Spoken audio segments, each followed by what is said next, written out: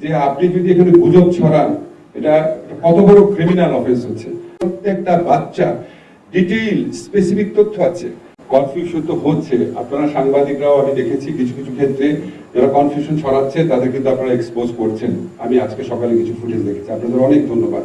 দেখেন, এরকম একটা এত শোক সন্তপ্ত একটা পরিস্থিতি, আমাদের সবার হৃদয় ভেঙে যাওয়া পরিস্থিতি, সবাই মানে কেউ নিতে পারছে না এই ঘটনা। এর মধ্যে যারা না জেনে দায়িত্বহীন ভাবে গুজব রটায়, এর চেয়ে বড় অপরাধ তার হতে পারে না।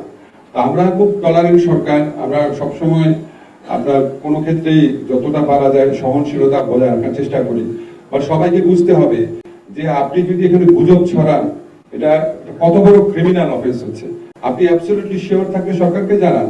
আর আমরা তো ওইখানে একদম ওইখানেই তথ্য কেন্দ্র স্থাপন করেছি, ওইখানে তথ্য কেন্দ্র স্থাপন করে আমাদের নিয়মিতভাবে আপডেট দেওয়া হচ্ছে।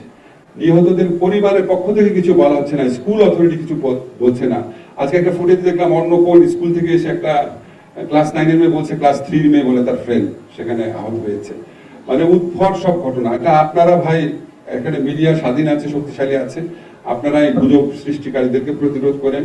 আমাদের তথ্য কেন্দ্র আছে, আমাদের যারা শিক্ষা স্বাস্থ্য মন্ত্রণালয়ের দায়িত্বে আছেন, যে কোনো সময় ফোন করলে তথ্য পাবে। স্কুলের মধ্যেই তথ্য কেন্দ্র স্থাপন করা হয়েছে। এটা একটা নির্দিষ্ট জায়গায় ভয়াবহ মৃত্যু ঘটনা, লঞ্চগুলি এলাকা ওপর এমন জায়গায় যেগুলো থাকে স্কুলে রেজিস্টার আছে, প্রত্যেকটা বাচ্চা ডিটেইল স্পেসিফিক তথ্য আছে। কালকে আমরা মাইন্ড টিচাররা বিকুল ছাত্রদের বলছে আমরা এই স্কুলে রেজিস্টার করা দিলাম, রেজিস্টার আছে, প্রত্যেকটা বাচ্চা ডিটেইল স্পেসিফিক তথ্য আছে।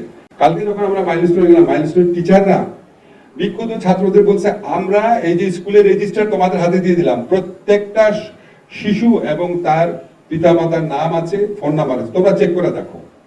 এত ট্রান্সপারেন্টলি করা হচ্ছে।